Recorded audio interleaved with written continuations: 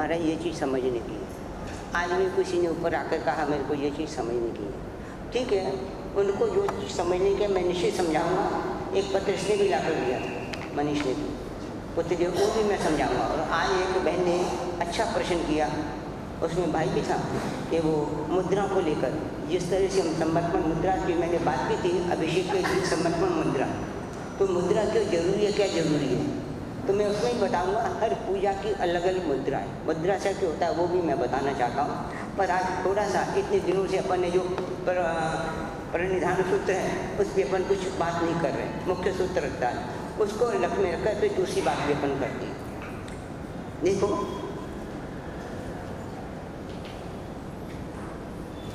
किसी चीज़ को आप समझना चाहते हो, कोई भी विदेशी लोग भारत में यदि घूमने आए, उसको भारत को घूमना है, भारत को देखना है, घूमना है, भारत को समझना है।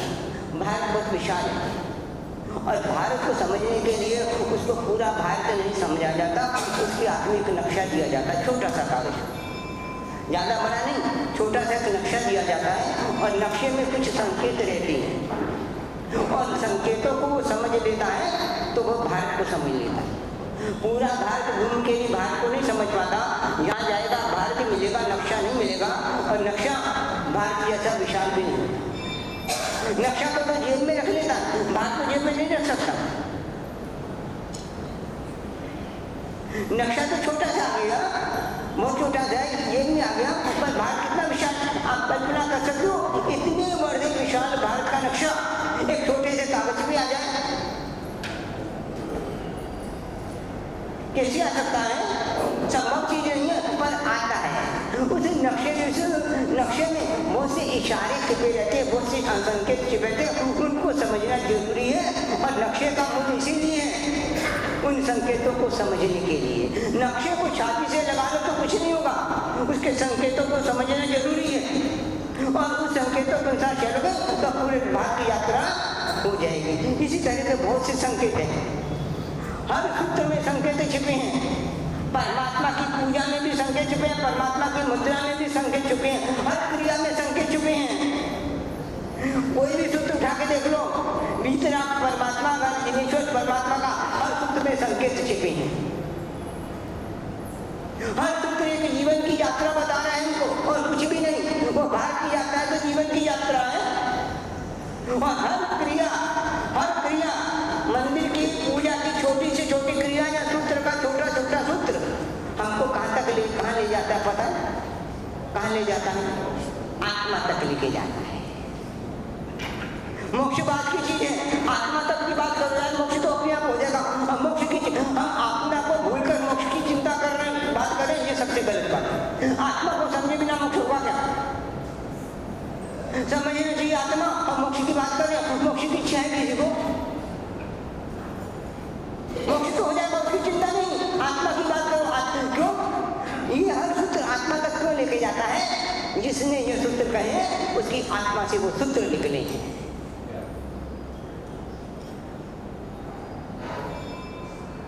नदी कहाँ से भी निकली हो, नदी कहाँ से भी निकली हो, पूर्व से पश्चिम, उत्तर से दक्षिण से, ईशान कोण से, जागने में कहीं से निकली हो, वो सब हर नदी सागर में जाती है। परमात्मा का हर सूत्र, हर क्रिया को आत्मा के सागर की ओर ले जाती है।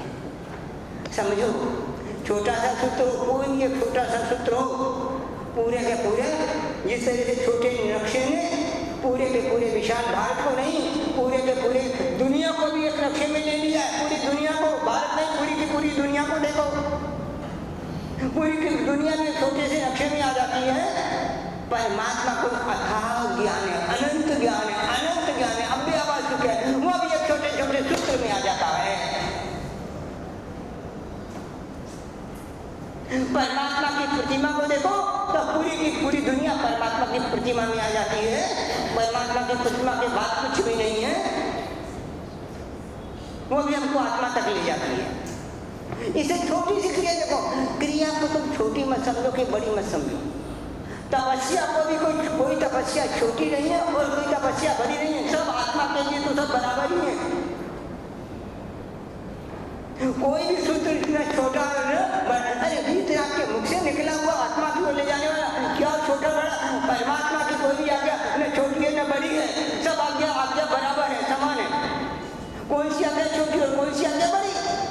वीतराग की एक ही आज्ञा, वीतराग की एक ही आज्ञा हमको जब मोक्ष तक ले जा सकती है, आत्मा तक ले जा सकती है, हमें परमात्मा बना सकती है। तो छोटी बड़ी का मतलब ही क्या?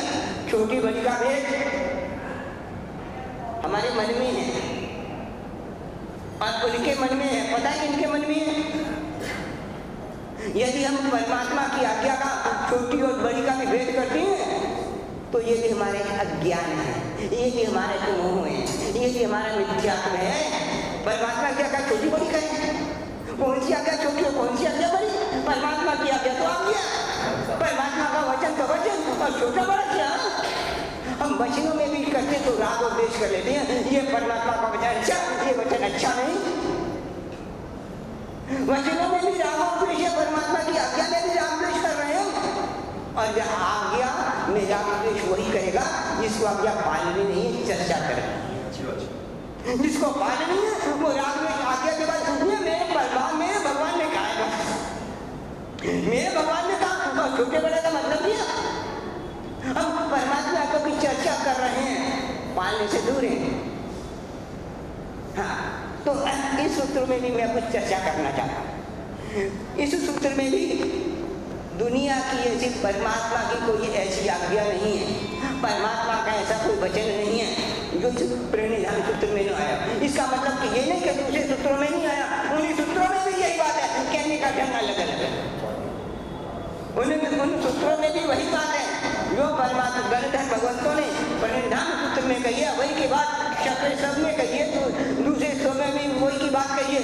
नमस्कार महामंत्र में तो वही बात है, कहीं बात का भेद नहीं है, कहने का ढंग अलग अलग है। और उसमें क्या अंतर है? कोई ज्यादा कोई अंतर कोई भेद नहीं है। हाँ, तो इसमें भी जैसे नक्शे में इशारे छिपे रहते हैं, नक्शे में इशारे छिपे रहते हैं ना, परमात्मा के वचनों में भी इशारे छिपे हुए। कुछ इशारों की चर्चा की थी मैंने, आज तो उन इशारों को थोड़ा और खोलती हैं, थोड़ा खोलती हैं। देखो मैंने कहा था जय वीराय जगत गुरु, ठीक है? अभी तक कितने सूत्र चला आपने, इसका अर्थ क्या समझे हो आप अभी तक इसका अर्थ क्या समझे? कुछ समझ में आया कि नहीं आया? क्या समझे आया? ठीक है, बहुत सही बात है, जितना समझे ठीक। और कुछ समझे? अच्छा, एक बात मैंने और कही थी, जय वीराय जगत गुरु। वीतराग के सामने एक खड़ी पाई जिसको संबोधन कहते हैं, और जगत गुरु के सामने भी संबोधन है। देखो जहाँ भी सूत्र लिखा हुआ आप देख सकते हो, संबोधन है ना। मैं बात संबोधन के विषय में कह चुका हूँ। संबोधन का मतलब क्या है? मैं कहा था ना, संबोधन का मतलब क्या है? याद है किसी को? बातचीत करना है। हाँ, बिल्कुल सही बात है। और किसको याद है संबोधन किसी लिए है? हाँ, उसको तो संबोधन इसीलिए है कि दूर के व्यक्ति को अपने नजदीक बुलाना है, अथवा जो नजदीक में व्यक्ति है उसका ध्यान अपनी ओर आकर्षित करना है, तो उसमें क्या संबोधन का प्रयोग किया जाता है। अब जैसे है कोई व्यक्ति मेरे पास सामने खड़ा है और कोई व्यक्ति, कोई व्यक्ति यदि दूर खड़ा है, यदि मेरे पास में खड़ा है तो मैं उसको बुलाऊंगा तो किस तरह से बुलाऊंगा, और दूर खड़ा है उसको बुलाऊंगा तो किस तरह से बुलाऊंगा। अंतर है कि किस तरह से बोलूंगा? पास में खड़ा तो कैसे बोलूंगा? राम, एक व्यक्ति का नाम राम है, पास में खड़ा तो मैं कैसे बोलूंगा? और दूर खड़ा हुआ उसको बुलाना तो कैसे बोलूंगा? हे राम। नहीं, आप समझो, ये संबोधन है, ये संबोधन बहुत अच्छी चीज है। आखिर ज्ञानी भगवंतों ने, तुमने और मैंने नहीं, गणधर भगवंतों ने यदि संबोधन रखा है तो उसका कुछ कारण होगा, कुछ कारण है, बहुत बड़ा कारण होगा। गणधर भगवंतों ने जय वीराय और जगुरु के सामने संबोधन रखा, छोटा मोटा कारण थोड़ी है। गणधर भगवंतों का एक बिंदु भी न अधिक हो सकती है न कम हो सकती है, और उसमें बहुत बड़े रहस्य छिपे हुए हैं। संबोधन में भी, संबोधन क्यों? और संबोधन का मतलब क्या है? ये तो संबोधन का अर्थ हो गया। क्या? दूर से हुए व्यक्ति को पास में बुलाना,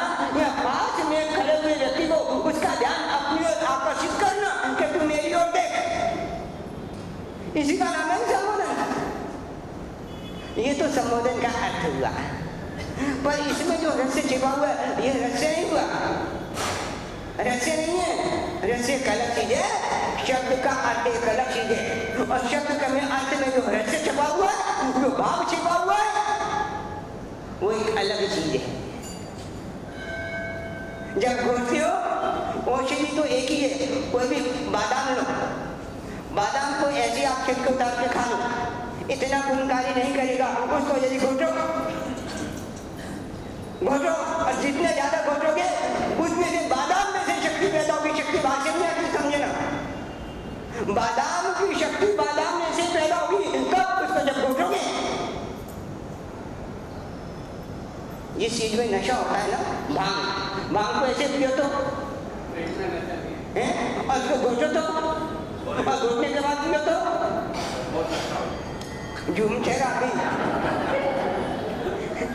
हाँ, कब? और जितना घोटोगे उतना क्या होगा? नशा बढ़ेगा। नशा बढ़ाना समझे ना, ये घोटना है, ये सूत्रों के अर्थ को घोटना है, अर्थों को घोटो तो नशा आएगा। खाली अर्थ से नशा नहीं आएगा, ऐसे पीने से सूत्र से नशा नहीं आएगा। नशा कब आता है? घोटने से नशा चढ़ता है। घोटते हम घोटते नहीं हैं, बोल रहे हैं, घोट नहीं रहे। घोटो कुछ नहीं, ये संबोधन है, संबोधन को घोटो। जानती हो संबोधन? ये तो मैंने अर्थ बताया, अर्थ पहले अर्थ क्या संबोधन का है? बुलाने के लिए ना, तो अपन बुला रहे हैं जय विराय जग वीतराग, और किसको बुला रहे हैं? किसको बुला रहे हैं? वीतराग जगत गुरु को बुला रहे हैं, बुला रहे हैं ना, ये इसका अर्थ हो गया। रहस्य ये नहीं है, रहस्य क्या बोल, रहस्य कौन बताएगा? जिसमें छपा हुआ रहस्य है, जिससे नशा चढ़ेगा, वो रहस्य क्या है? इसका इसका तत्व क्या है? इसका मर्म क्या है? इसका मर्म क्या है? संबोधन का मर्म क्या है? ये तो मैंने अर्थ कह दिया, आपने को समझा दिया केवल बुलाने के लिए है। बुलाओ, बहुत अच्छी बात है, वीतराग को बुलाना है और जगत गुरु को बुलाना है, ये तो इसके लिए होगा। इसका मर्म क्या है? गुणों को अपने अंदर। अरे नहीं यार, देखो समझो,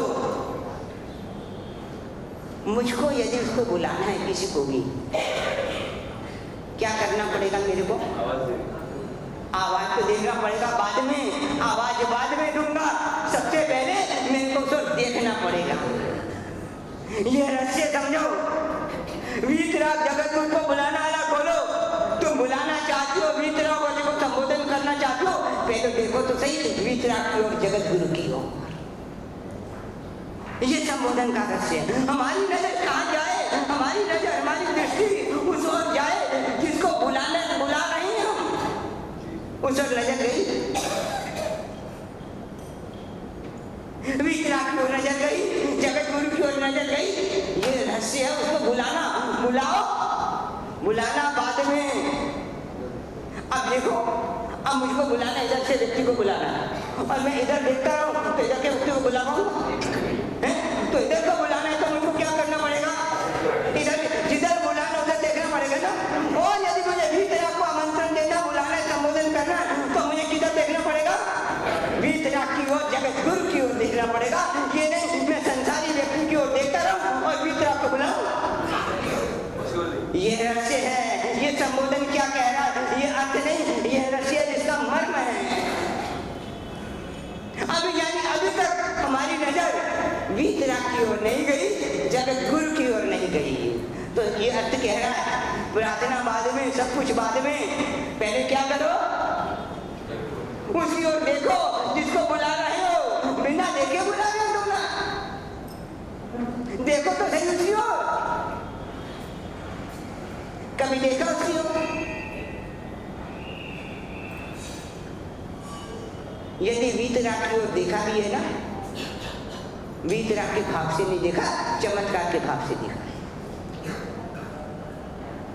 ये वीतराग सोने की मूर्ति बनी है कि चांदी की बनी है कि पाषाण की बनी है कि धातु की बनी है, उसे दृष्टि से देखा है। एक मूर्ति यदि वीतराग की पाषाण की हो, एक मिट्टी की हो और एक सोने की हो, हमें में उसमें मिट्टी दिखाई देता है, सोना दिखाई देता है कि वीतराग दिखाई देता है?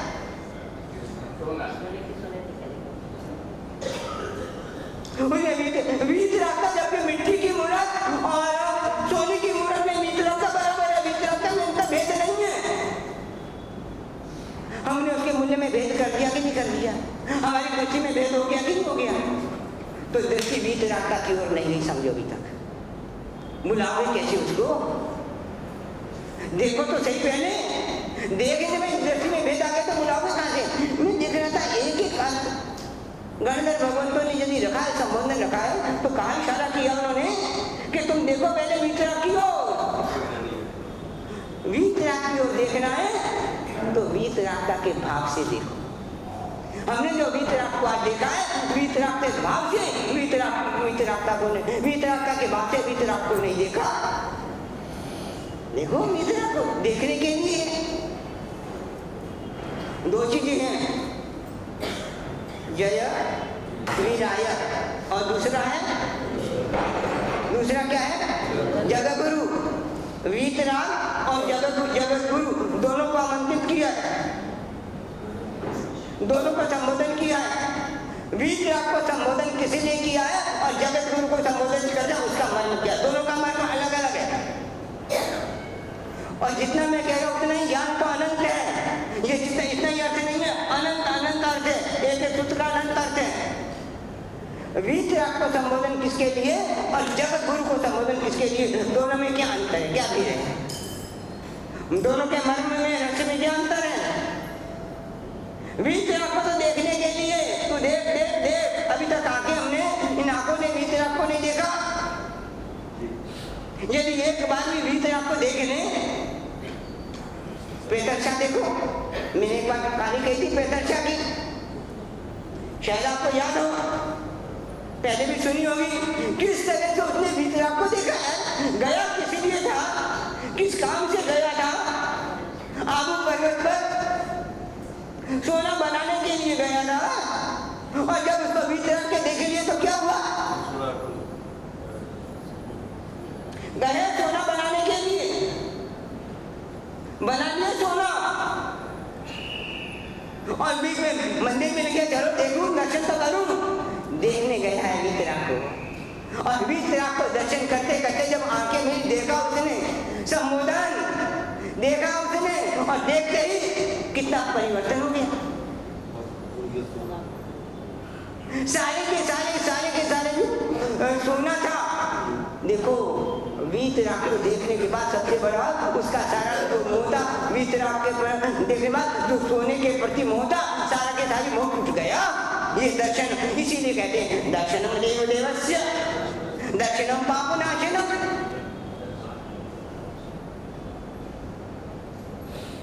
वीतराग का पहला दर्शन क्या करता है? दर्शनम देव देवस्य,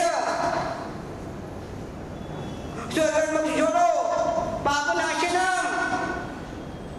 ये संबोधन कह रहा है, वीतराग का संबोधन, जय वीराय का संबोधन, कि देखो तुम आंख उठा के देखो, उसके रूप की ओर देखो, और यदि तुमने उसकी रूप की ओर देखा है तो उसका परिणाम एक तो होगा, दो चार परिणाम तो उसी समय घटित हो जाएंगे। एक तो ये होगा, आपके उसको रूप को देखकर आपको अपने पापों के प्रति घृणा नफरत पैदा होगी, और नफरत घृणा नहीं हुई तो समझना कि उसका दर्शन नहीं हुआ। दर्शन ही क्या हुआ? तू कौन है? दर्शन का फल। और दूसरी बात, पहले फल बताया पापनाशनम, पापों का नाश। दर्शन का फल क्या बताया है? ये कोई दुआ सबको आता है ना, सभी ने बोलते हैं दर्शन का फल, पहले दर्शन का फल क्या बताया? पापनाशनम, पापों का नाश। ये संबोधन क्या है? तुम देखो तो सही, क्रिया सब बाद में, स्तुति बाद में, सब कुछ बाद में, भक्ति सब बाद में, पूजा सब बाद में। पहली बात देखने के भले परिणाम सूत्र है, प्रार्थना सूत्र है, मांगना सब कुछ बाद में, पहला एक ही बात कह रहा है, तुम उसकी उसकी ओर देखो तो सही। संबोधन ये हमको कह रहा है, बुला रहे हो, बुलाने से पहले देखो तो सही, उसकी एक झलक तो देखो। ये झलक का परिणाम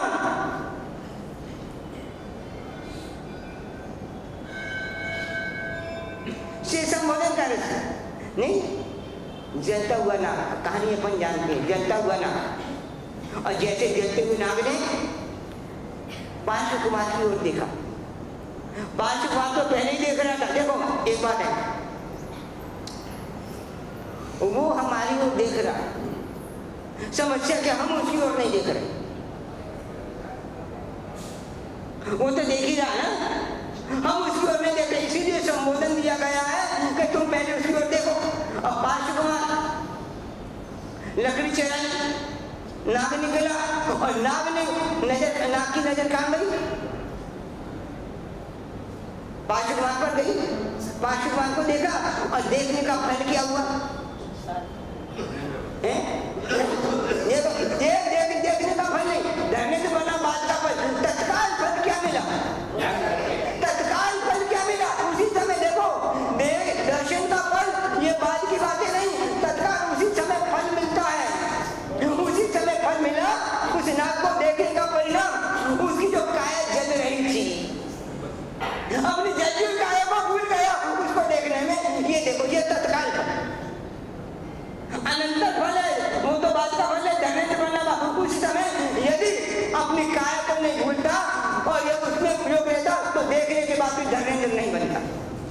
ये रहस्य क्या है? अपनी काया को भूल गया, काया शरीर जल रहा है, एक थोड़े से पूरा का पूरा शरीर झुलस रहा है।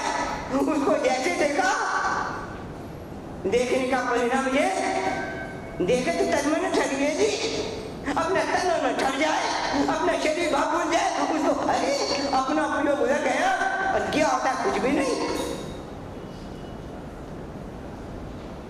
ये देखने का तत्काल परिणाम, दूसरा कुछ नजर नहीं आता, भूल गए, दियातीत अवस्था आ जाती है उस समय। उसको देखो जाओ, मैं शरीर भाग चला गया, उसको देखो इतना तल्लीन हो गया, अपना दुख और दर्द भूल जाए। यदि अपना दुख और दर्द और पर्याय याद रहे तो समझना दर्शन बहुत दूर है। ये आमंत्रण है, देखो उसकी ओर, आमंत्रण नहीं है उसकी, उसको बुलाना है, पर रहस्य है, बुलाने से पहले उसकी ओर देखना, ये रहस्य है। ए राजा देखो, बीच में आगे नहीं आना, नेट आता फिर पीछे बैठने का, आगे ठीक है, आगे से ध्यान रखने का। हाँ, ये तो अर्थ है। ये रहस्य क्या है? संबोधन किस लिए? हम उसकी ओर देखें, देखे तो सही वो कैसा वितरागी है। आगे बेहतर चाले देखो कैसे देखा, धैर्य कैसे देखा, धैर्य तो बना बाद में देखा कैसे।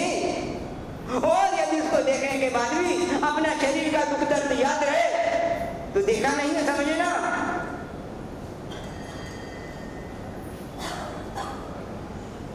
ये संबोधन है, अर्थ नहीं है, वीतराग का अर्थ नहीं है। संबोधन की बात कर रहा हूँ, खाली संबोधन का अर्थ बता रहा हूँ। ये संबोधन है किसका? वीतराग का संबोधन, कि हम उसकी ओर देखें और उसकी ओर देखने के बाद यदि तृप्ति नहीं हुई तो समझना दुनिया के किसी पदार्थ से तृप्ति नहीं हो सकती। परम तृप्ति हो गए और दुनिया के सारे पुद्गल के जितने भी भाव है, जितने भी रूप है, उसके सामने सब फीके लगे तो समझना उसकी ओर देखा है, और फीके नहीं लगे तो देखा नहीं। देखो तो सही, प्रार्थना तो बाद में, एक देखना सीखे, कैसे देखा।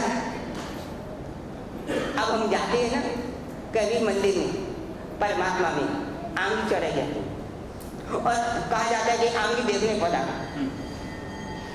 हर जगह की बात है, आंगी देखने पड़ा। अब आंगी को क्या देखना?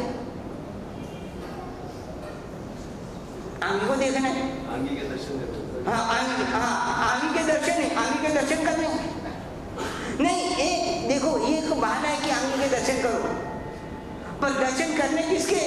और हम आंगी में अटक गए, हम आंगी में अटक गए। आंगी अच्छी, आंगी सुंदर है, आंगी ऐसी, आंगी ऐसी, आंगी ऐसी, उस आंगी के चक्कर में भगवान की तरफ निकल गया।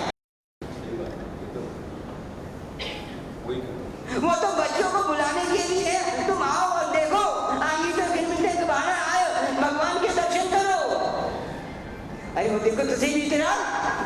इसकी से भव्यतम आंगी है और ऐसी आंगी उसको चढ़ाने के बाद भी उसको उसके प्रति कोई राग नहीं है ना? ये दर्शन जब इतनी भव्यतम आंगी के बाद भी उसको कोई राग नहीं और कल उतार ली जाएगी तो उसको कोई खेद नहीं होगा। कितनी बड़ी बात, इतनी सुंदर आंगी, इतनी भव्यतम बहुमूल्य आंगी और उसके बाद भी वो देखो कितना चमक रहा है, पर उसको इसके प्रति भी राग नहीं है। और मेरा थोड़ा सा कपड़ा यदि नया पहनता हूँ तो उसके प्रति कितना राग आ जाता है, ये भी तेरा। और तू देख, आज मैंने नया सूट पहना के नई साड़ी पहनी के नया कुछ पहना तो मेरे उसके प्रति कितना राग आ गया, और तेरे पास इतना सुंदर बना तो राग नहीं। ये दर्शन क्या फल है भाई, ये दर्शन देखो, ये देखो। अंत है बुलाना, अष्टमी है बुलाना, उसको बुलाओ, और रहस्य में है उसकी ओर देखो, देखो दोनों अंतर है। अर्थ क्या है?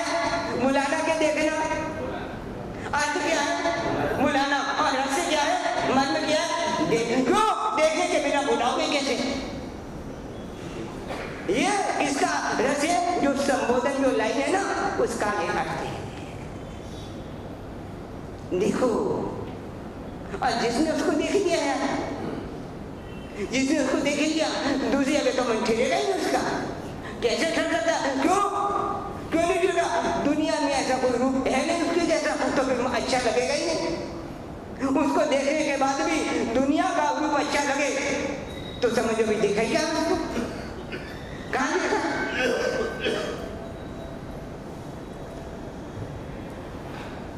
सूरदास कृष्ण के भक्त गाते हुए जा रहे थे, जाते जाते अचानक एक गड्ढा आया, उनको तो दिखता नहीं था। कृष्ण के भक्त जाते जाते गड्ढे में गिर गए, और गड्ढे में गिर गए, फिर भी कृष्ण के भक्त उसके कृष्ण की भक्ति चालू है। गिरने के बाद भी उनको क्या पता, आपस में जंगल है कि शहर का, गड्ढे में गिरा, और कृष्ण के भक्त, कृष्ण के दीवाने, कृष्ण की भक्ति चालू। और अचानक एक व्यक्ति आया, व्यक्ति और कृष्ण ही एक राहगीर का रूप बना के आया, उसको अपना सारा दिया, हाथ का सारा, और सुदामा को ले ले, मेरे हाथ का तेरे को बाहर निकालता हूँ। सूरदास ने हाथ पकड़ लिया, उसको बाहर निकाला, और बाहर निकाल कर जब उसको सूरदास ने सूरदास को आंखों से दिखाई देता नहीं, हाथ ही पकड़ा है, तो उसने देखा कि आज तक मैंने दुनिया के इतने हाथ लोगों ने पकड़े, मैं रास्ता भूल जाता था, उंगली पकड़ इतने रास्ते मैंने दिखाए, पर ऐसा जैसा ऐसा स्पर्श हाथ का हो रहा है, ऐसा स्पर्श तो आज तक मेरे को किसी का नहीं हुआ। क्यों? सूरदास दिखाई देता नहीं, हमेशा दूसरों के हाथों का स्पर्श करता, शरीर का स्पर्श करता। वो सोचता है मैंने ऐसा स्पर्श आज तक देखा नहीं, हो ना हो, ये कोई मान भी नहीं हो सकता, तो दूसरा व्यक्ति होगा, लगता है, और कुछ नहीं, कृष्ण ही आया है। और जब बाहर निकाल दिया तो कृष्ण कहता है, राम तू मेरा हाथ छोड़ दे। वो कहता है नहीं, मैं हाथ नहीं छोड़ सकता। क्यों? अरे ये हाथ और किसी का नहीं, मेरे कृष्ण का ही हाथ है। वो कृष्ण कहता है, अरे मैं कोई कृष्ण नहीं हूँ, मैं तो चलता हुआ एक राहगीर था, तेरा देख के तेरी पुकार और तेरे को निकाल दिया, मैं कहाँ कृष्ण? वो कहता नहीं, मैंने मुझे आंखों से नहीं दिखाई देता, पर भक्ति की आंखों पर मैं स्पर्श कर रहा हूँ। एक स्पर्श मैंने आज तक दुनिया में इतने लोगों का स्पर्श किया, मालियों का स्पर्श किया, ऐसा स्पर्श का सुखद अनुभव आज तक नहीं हुआ, और ये स्पर्श मेरे कृष्ण के अलावा किसी का हो नहीं सकता। क्या बात करता है।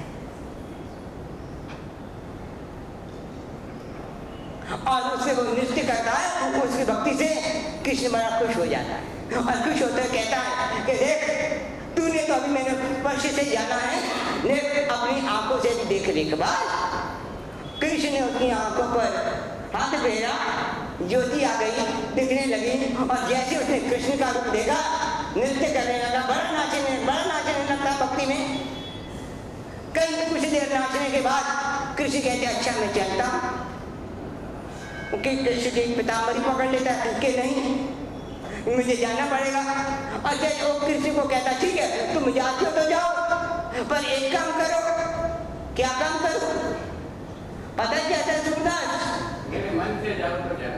वो कहता है कि जाओ तो जाओ ठीक है कोई बात नहीं, पर जो मेरी आंखों में जो रोशनी है ना दिखाई दे, इसको भी लेकर के जाओ। क्या बात है? वो कहते इसको लेकर जाओ। क्यों? अरे क्या बात है, मैंने अब तेरे रूप को इसको देख लिया, अब दूसरा रूप में देखना नहीं चाहता, मन नहीं लगेगा, देखना नहीं चाहता दुनिया के रूप को, ये रूप में देख लिया मैंने। वीतराग का एक बार जिसने रूप देख लिया, जिस भंवरे ने एक बार पराग का रस चख लिया हो, वो क्या फिर नीम के रस को चखेगा? नीम के रस को चखता है तो समझना उसे पराग का रस को चखा नहीं है,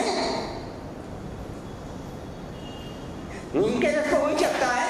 अरे एक बात देखो तो सही, ये संबोधन है। वो कह रहा है गंधर्व भवन हमको, हमको, तुमको और मेरे को, सबको, तुमको और सबको संबोधन के बाद संकेत दे रहे हैं। मैं कहा था नक्शे में जैसे छिपे रहते इशारे, इशारा छिपा हुआ है संकेत में भी। क्या इशारा छिपा हुआ है? देखो देखो तो सही, एक बार तुम उपदेश दे रहे, देखो देखने के लिए कह रहे हैं। देखो अर्थ और रहस्य में कितना बड़ा अंतर हो गया। अर्थ अलग चीज है और रहस्य मर्म अलग चीज है। खाली अर्थ तक सीमित नहीं है, उसका मर्म क्या है। एक बार देखो तो सही, उस देखो तो सही, वो कैसा है, क्या है उसका रूप। हम कभी भी आंगी देखे आंगी की प्रशंसा कर रहे हैं, आंगी देखकर उसके रूप की प्रशंसा नहीं कर रहे। आंगी का चित्र हमारी नजरों में आ रहा है, उसका रूप चित्र नहीं आ रहा। अरे ये ऐसा भीतर है, ये भीतर तू कहाँ मैं कहाँ, इतनी सुंदर आंगी और अब आज चलाइए सुबह से उतार ली जाएगी, तेरे को कोई फर्क नहीं पड़ेगा। ये तो तेरा रूप, उसका रूप क्या? सुबह आंगी उतार ली जाएगी और सुबह अब तू वैसा का वैसा रहेगा। तू जैसा आंगी के समय है और आंगी उतारने के बाद भी तू वैसा रहेगा, और मैं कैसा?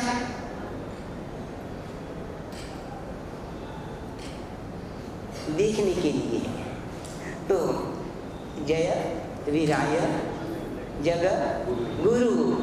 वीतराग का संबोधन का रहस्य क्या है, मर्म क्या है? देखने के लिए। देखो एक बार देखो देखो देखो देखो देखो। अभी तक हमने देखा नहीं है। क्यों देखा, क्यों नहीं है? कैसे कह सकते हमने देखा नहीं है? कैसे कह सकते हमने देखा नहीं है उसको?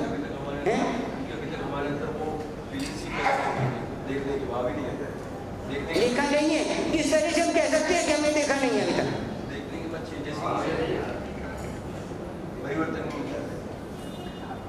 क्योंकि देखने का जो परिणाम, क्यों उसको देखने के बाद हमको दूसरा रूप भी अच्छा लग रहा है कुदरत का, इसका मतलब देखा नहीं है। सीधी सी बात, दुआ रोज बोले। और इस दृष्टि से कभी हमने जय विराय सूत्र बोला और ये भाव लाया, परमात्मा गंधर्व भगवंतों को तुमने तो देखने के लिए बोला है। प्रार्थना देखो, प्रार्थना में प्रार्थना बाद की चीज है। यदि इसको देखेंगे नहीं तो प्रार्थना आएगी कहाँ से? प्रार्थना तब पैदा होगी जब उसको जब से देखेंगे तो प्रार्थना पैदा होगी। प्रार्थना आएगी कहाँ? ये तो प्रार्थना की पूर्व भूमिका बता रहे हैं। प्रार्थना नहीं है, प्रार्थना तो भवनी पे मग्गन गायत्री सिद्धि से चालू होगी। ये तो पूर्व भूमिका है। तो चलो चलो देखो सही देखो। अच्छा एक बात और पूछ लेता हूँ, मेरे मन में आई। परमात्मा की दर्शन पूजन पूरी अपन विधि करते हैं, पूरी विधि करते हैं, सारी की सारी पूरी की पूरी A to Z विधि कर ली हमने। उसमें परमात्मा को जिस तरीके में आमंत्रण कहा ना, संबोधन आमंत्रण के लिए कहा ना, उसमें परमात्मा की आमंत्रण की कौन सी क्रिया हम करते हैं? पर आमंत्रण है ना, संबोधन है ना, आमंत्रण है ना। परमात्मा को आमंत्रण देने की कौन सी विधि होती है उसमें? पूरी की पूरी पूजा में कि जो आमंत्रण की विधि आती है उसमें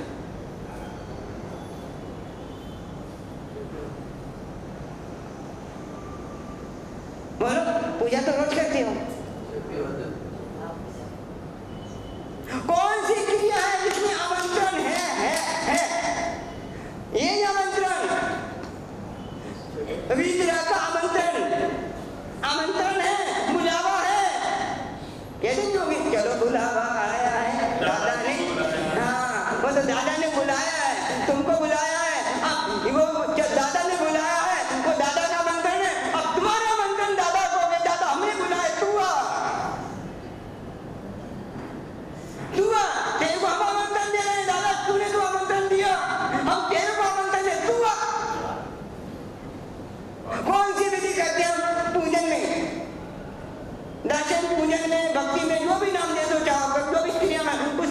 क्रिया बहुत अच्छी है।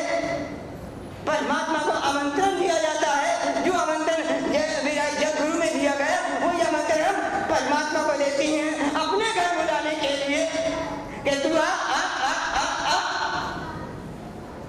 और फिर एक बात पूछो, इसका मतलब यदि आप किसी को आमंत्रण दो, संसार में आमंत्रण दो, तो आपको याद रहता है ना कि वो आने वाला है, और नहीं आया तो कल को टप्पा देते कि नहीं देते? देते कि नहीं देते? बोलो ना, देते हो ना। और परमात्मा को आमंत्रण दिया और परमात्मा नहीं आया तो दूसरे टप्पा जो तोड़े में तेरे को बुलाता, तू आए नहीं। वो भी जानता है कि हम नहीं, सही बात। अब आज करो भाई, किसी को मेहमान को बुलाया, खाने पर बुलाया और तुमने तैयारी की और वो नहीं है तो टप्पा देती हो। यहाँ तो फिर ऐसा मेहमान को बुलाया कि भाई आएगा तो देख लेंगे, नहीं आया तो कोई बात नहीं। एक ऐसा भी मेहमान है कि औपचारिकता से आमंत्रण किया, भाई तू आ जाना, आए तो ठीक है, ना आए तो ठीक है। आमंत्रण नहीं कहीं हमके दिए जाती है। कौन सा आमंत्रण? परमात्मा को बुलाने का तुम आमंत्रण दे रहे हो और अभी तक तुमको रहस्य पता नहीं है। बताओ कौन सी क्रिया है? कोई बताएगा? किसी को नहीं। तू अपनी बात कर यार, दूसरे की बात मत कर। हमेशा एक बात कहता हूँ, अपनी बात करो। किसी को नहीं, किसी का यार, हमको अपनी आत्मा का ठेका, बस किसी का ठेका नहीं है। हम कोई ठेकेदार नहीं है, दुनिया का ठेका लिया हुआ। जब महावीर ने दुनिया का ठेका नहीं लिया तो अपन कैसे ठेकेदार बन सकते हैं? अपन अपनी बात करें, मेरे को नहीं आता बस, ये सब किसी को नहीं आता, ये अपना दोष छिपाना है। ये था, इसको नहीं आता, अरे उसको आता नहीं आता, मेरे को आता कि नहीं आता, मैं अपनी बात करूं। मुझे तो कल स्तवन गाते हुए भाव आता है, बाकी पता नहीं। मैं तो तुमको भाव आता है कि नहीं आता, मैं विधि पूछा, कुछ क्रिया पूछ रहा हूँ। नहीं पता है? नहीं पता क्या? मैं बताता हूँ। परमात्मा को दर्पण में देखते कि नहीं देखते? ये क्रिया करते नहीं करते? क्या मतलब है इसका? अरे जब परमात्मा सामने दिख रहा है तो दर्पण में देखने की जरूरत क्या है? तुम परमात्मा को दर्पण में देख रहे हो कि परमात्मा को दर्पण दिखा रहे हो? पहले तो ये नक्की करो। नहीं, व्यवहार में कहते हैं ना, मैंने इसको आईना दिखा दिया। आईना दिखाने का मुहावरा है, इसको आईना दिखा दिया मैंने, तो परमात्मा को आईना दिखा रहे हो क्या तुम? क्या कर रहे हो तुम? दूसरों को आईना दिखा दिया, देख रहे तू अपना चेहरा भाई।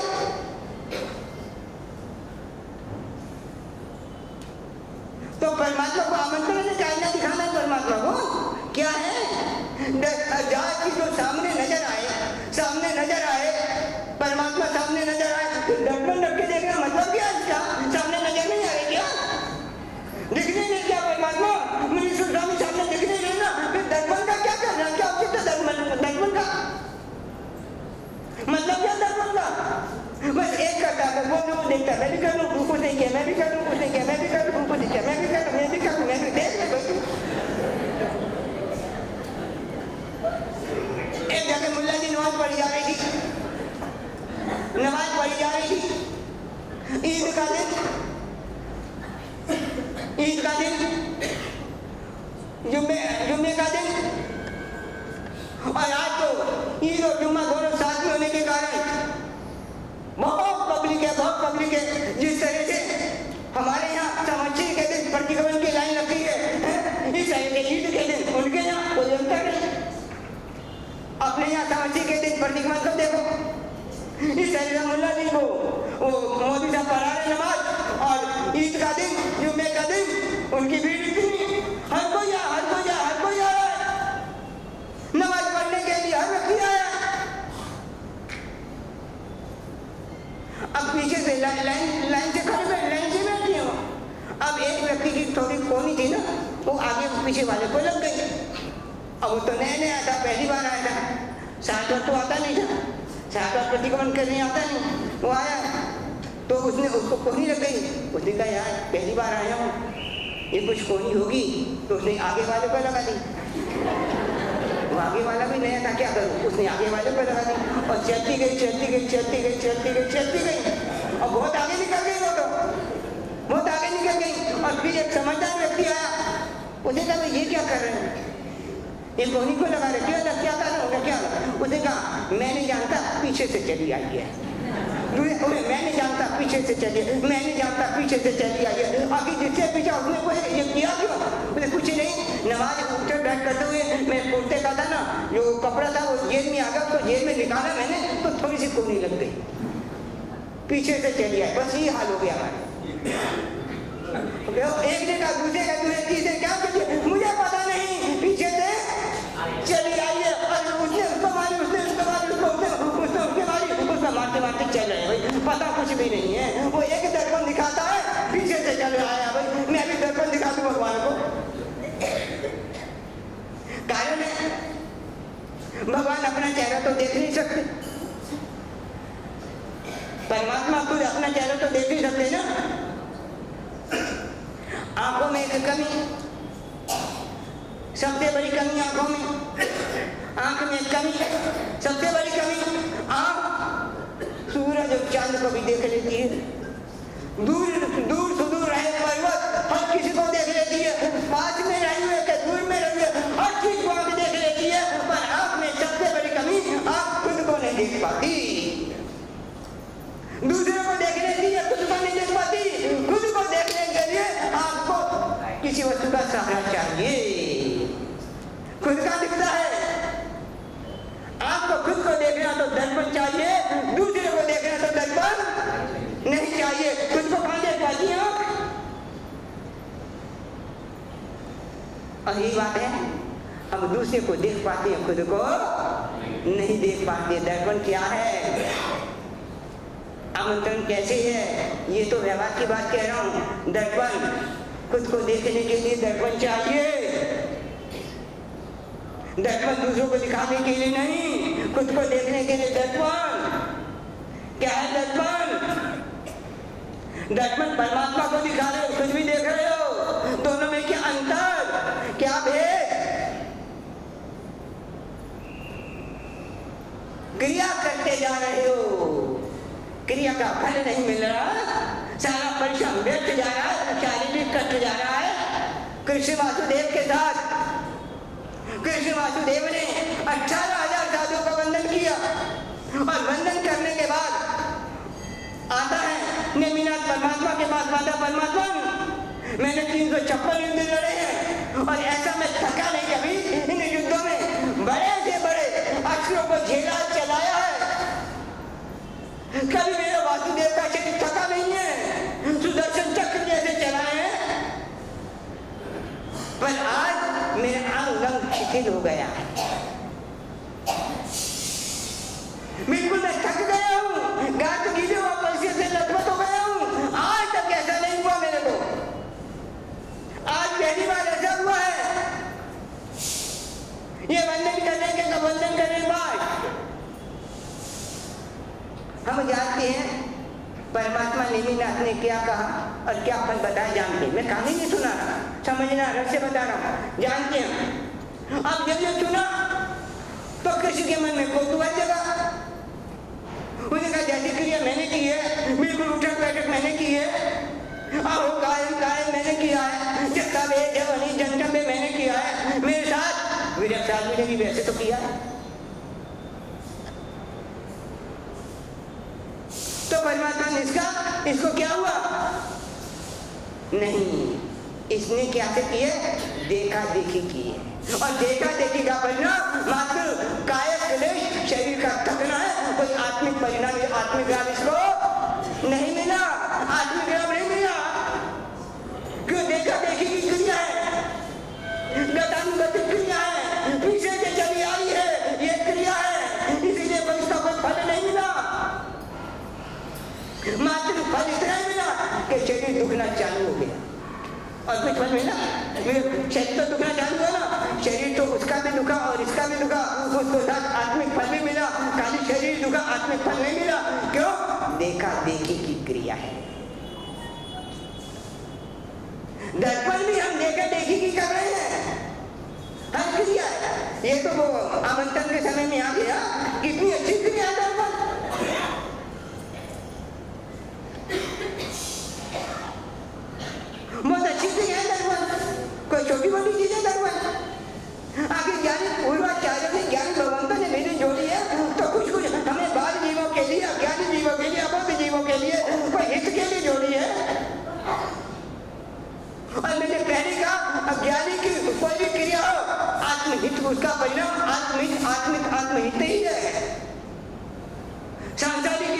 भेजते हैं। संसार कितनी भी बात करेगा तो अभी उसमें भी आत्मिक छिपा रहेगा।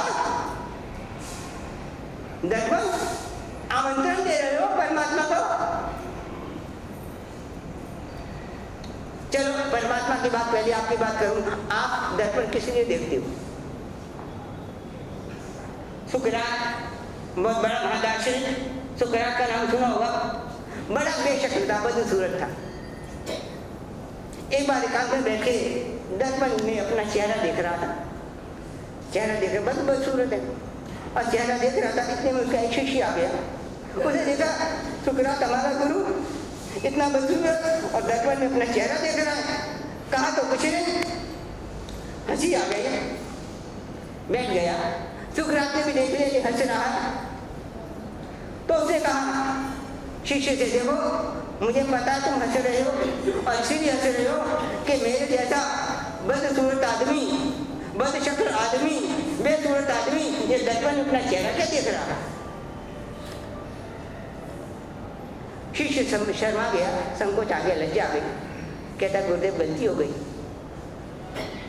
सुकरात कहता नहीं, देखो मैं दर्पण देखता हूँ, अपना चेहरा देखता हूँ और मुझे पता है कि मैं कहता मैं रोज सुबह उठकर दर्पण में अपना चेहरा देखता हूँ और मेरा चेहरा बड़ा बेशुक्ल है, बेसूरत है, किसी को अच्छा नहीं लगता कि मैं चेहरा देखकर मुझको एक भाव पैदा होता है कि मेरा चेहरा बड़े सुंदर हो और बेसुंदर हो, पर मेरा काम बहुत सुंदर होने चाहिए। इतने सुंदर मुझे काम दुनिया में करना चाहिए कि लोग मेरे चेहरे की बदसूरता को भूलकर मेरे काम की सुंदरता को देखें, इसीलिए मैं चेहरा देखता हूँ। बड़ा बदसूरत तो क्या हुआ? मैंने हमेशा ध्यान रहे कि मेरी शक्ल ऐसी है, बदसूरत है, कोई देखना नहीं चाहता, पर मेरा काम में ऐसा करना, शक्ल को देखकर मैं याद रखता हूँ। हर रोज दर्पण में देखता हूँ, सुबह उठकर अपना चेहरा देखता पहले कि इतना बदसूरत मेरा चेहरा है, पर काम जितना बदसूरत मेरा चेहरा उसे अनंत बुरा खूबसूरत मेरे काम होने चाहिए, इसीलिए मैं चेहरा देखता हूँ। शिष्य को बड़ा अच्छा लगा और फिर शिष्य कहता है तो गुरुदेव, तो फिर जो खूबसूरत लोग हैं उनको तो अपना चेहरा नहीं देखना चाहिए। खूबसूरत जो लोग हैं तो उनको तो अपना चेहरा नहीं देखना चाहिए। देखना चाहिए तो उस समय वो कहता सुकरात नहीं, उनको भी देखना चाहिए। किसी लिए उनको देखना चाहिए कि मैं जितना खूबसूरत हूँ, मेरे काम इतने बदसूरत ना हो कि लोग मेरे चेहरे की निंदा करें। बदसूरत को भी चेहरा देखना चाहिए और खूबसूरत को भी। हाँ, बदसूरत को क्या सीखना चाहिए और खूबसूरत को क्या सीखना, दोनों बातें सुकरात कहता है।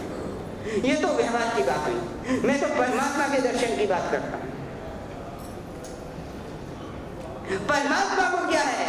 कभी आपको चेहरा देखे दर्पण में देखते हो, कभी लगा कि मैं आमंत्रण दे रहा हूँ परमात्मा को? ये आमंत्रण है, जय विराय जगतगुरु आमंत्रण है। ये भी एक क्रिया जोड़ दिया, यानी भगवंतों ने क्रिया जोड़ दी, क्रिया सीधे जोड़ी। पता है क्रिया? अब आमंत्रण देना सीखें। क्या करें? क्या सीखें?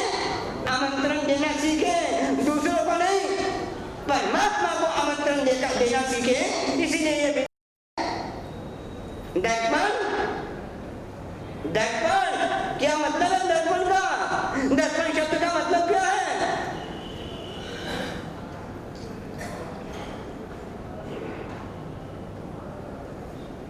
नसरुद्दीन रास्ते से गुजर रहा था, गुजरते ही उसको दर्पण दिखाई दिया। कभी दर्पण देखा नहीं था उसने, जैसे दर्पण उठा देखा, अपना चेहरा देखा उसने कि जो दर्पण है, उसको तो पता नहीं दर्पण क्या होता है। और दर्पण की एक चीज, जो चीज सामने आती है दर्पण वो दिखाई देता। हम दर्पण जैसे बने वो भी मैं कहता हूँ, और आमंत्रण दोनों सब दर्पण के विषय में भी वो भी कह देता हूँ। चेहरा देखा उसने देखा, अरे ये शक्ल तो मेरे पिताजी जैसी लगती है तो जवान, उन्होंने कभी जवानी में अपनी फोटो खिंचवाई होगी तो इनकी फोटो है, दर्पण है। उसने चेहरा देखा तो उसको पिता की अपनी शक्ल दिखाई दी, सोचा ये शक्ल तो मेरे पिता की है और पिता की जवानी की शक्ल हो गई है। कभी उन्होंने फोटो निकलवाई होगी, दर्पण को नहीं देखा कभी, वो समझता है फोटो मेरे पिता ने कोई फोटो खिंचवाया होगा, मिल गया आज इनको फोटो। फोटो देखकर जेब में रख लिया, जेब में रख लिया। घर आया घर आके सोचता है यार ये पिताजी का फोटो है, किसी को पता ना लग जाए, कोई खराब ना कर दे। रात हुई, रात को अपने किसी को छत पे जाके उसने संभाल के अंदर रख लिया। अब रोज जाता है, चुपचाप देख के आ जाता है। अब पत्नी उसकी, अरे यार सियारी ये रोज का जाके क्या देखता है, रोज जाके क्या देखता है। उसने भी कभी दर्पण तो देखा नहीं था।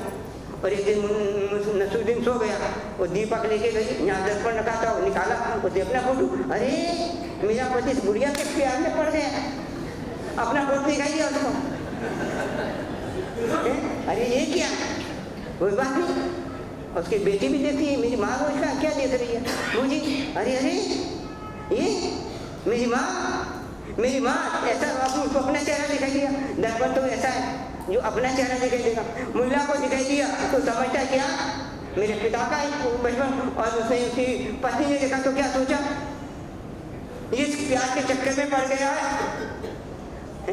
तो ये बातें, जिसने दर्पण नहीं देखा ना, दर्पण अपने एक समझो, दर्पण हमें अपना प्रतिबंध दिखाता है, अपना खुद का प्रतिबिंब हमें अपना दर्पण दिखाता है। और दर्पण कुछ भी नहीं है, दर्पण एक खाली चीज है। दर्पण एक खाली चीज है। कैमरा ये सामने हो रहा है, वीडियो हो रही है, ये खाली चीज नहीं है, इसमें प्रिंट हो जाएगा। दर्पण में कोई प्रिंट नहीं होता। दर्पण में कोई चीज प्रिंट होती है, तुम्हारे तो खा ले। दर्पण किसी को पकड़ के नहीं रखता। देखो पहली बात, कैमरा पकड़ के रखता है, आंखें पकड़ के रखती हैं, इंद्रियां पकड़ के रखती हैं। वो खाली आमंत्रण देना है दर्पण के माध्यम से, तो पहले ये करो, अपने हृदय को खाली करो, पकड़ के मत रखो, तब आमंत्रण की बात आएगी। परमात्मा का आमंत्रण तब आएगा यदि हृदय भरा हुआ है दूसरी चीजों से भरा हुआ है, तो आमंत्रण कैसे दे पाओगे? वो आएगा तो बैठेगा कहाँ?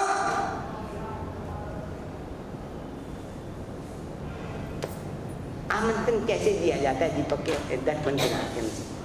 पहले तो इसलिए दर्पण छोटी मोटी चीज नहीं है, ये चीज इतनी ऊंची है। दर्पण की क्रिया यदि भाव से नहीं संभाव से तो ठीक है, समझ पूर्वक करो तो हम आत्मा को कहां से कहां ले जा सकती है। हर क्रिया में कहता हूं, हमेशा कहता हूं, क्रिया छोड़ने जैसी नहीं है, पर क्रिया के पीछे समझ और विवेक और ज्ञान नहीं है बस। और इसीलिए हम क्रिया करते रहते हैं। बच्चे हमसे अर्थ पूछते हैं, हम जवाब नहीं देते, तो बच्चे कहते हैं इसका मतलब क्या है, छोड़ो। हर क्रिया का रहस्य है। संबोधन, अब जय भी राय में संबोधन दे रहे हैं और वहां भी संबोधन है। संबोधन तो एक ही है ना, मुलाओ रोज दर्पण दिखा रहे हैं,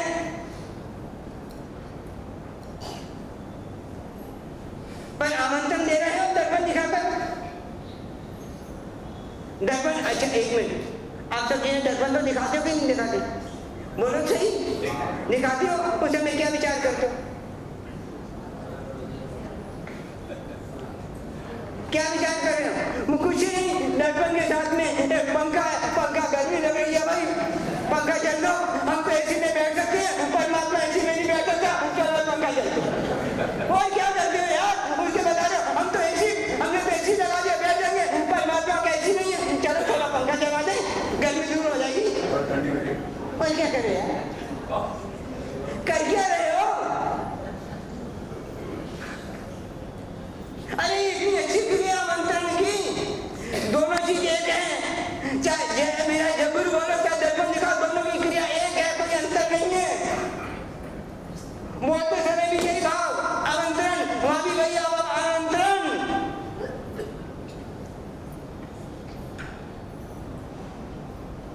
कब आएगा? समय पूरा हो गया यार, 10 बज रहे हैं, नहीं तो आमंत्रण कैसे दिया जाता है? ये तो ठीक है, मैं तो जय शब्द को लेकर बोलना था, मैं और भी प्रश्न थे, पर शायद संबोधन में समय ज्यादा हो गया।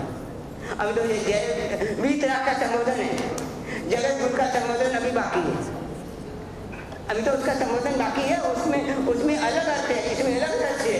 ये तो समय पूरा हो गया, तो कल बात नहीं, कोई बात नहीं, एक बात सुनो, एक बात सुनते जाओ। एक बार ये मत कहना कि हम जानते नहीं थे, नहीं जानते नहीं थे, ठीक है ना। अब पूछेंगे दर्पण के विषय में हम जानते नहीं, ये छोड़ो, ये छोड़ो। इससे कहने से हमको पता नहीं है, इसके कहने से कोई समाधान होने वाला नहीं है। जब से जागे तब से सवेरा, अब जागे हो तो अब से सवेरा करो बस। अब उस तरह से विधि करो, निमंत्रण को सत्कार करो तो सवेरा अवश्य हो जाएगा, और नहीं और कितना पढ़ लिया समझ लिया, नहीं तो फिर नहीं होने वाला। संबोधन, दोबारा कहता हूँ, संबोधन व्यवहार में संबोधन है उसको बुलाना, व्यवहार में संबोधन का शब्द है उसको बुलाने के लिए, और मर्म है, रहस्य है उसकी ओर देखने के लिए। ये अंतर समझो, उसकी ओर देखें, हम उसकी ओर देखना सीखें। ये दर्पण भी कहता है, और ये जय विधायक जय गुरु इसका संबोधन भी कहता है। तो ये संबोधन जो ज्ञानी भगवंतों ने इसमें रखे हैं और जिनने क्रिया के रूप में मिली हैं, ऐसे भाव आपके और मेरे सबके हृदय में उत्पन्न हो, इसी भावना के साथ विराम देता हूँ। समय पूरा।